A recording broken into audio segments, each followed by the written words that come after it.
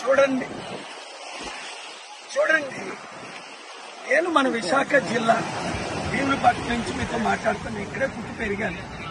మత్స్యకారుల సమస్యలు నాకు తెలుసు, రైతుల సమస్యలు ఏ విధంగా తెలుసు. మత్స్యకారులకు ఇక్కడ మినీ హార్బర్ కట్టారు. ఎన్ని సంవత్సరాల నుంచి అడుగుతున్నారు, ఎవరైనా పట్టించుకున్నారా? ఇన్ని పార్టీలు ఎమ్మెల్యేలు మంత్రులు వచ్చి అంతే ఎలక్షన్ ముందు వస్తారు, వెళ్ళిపోతారు.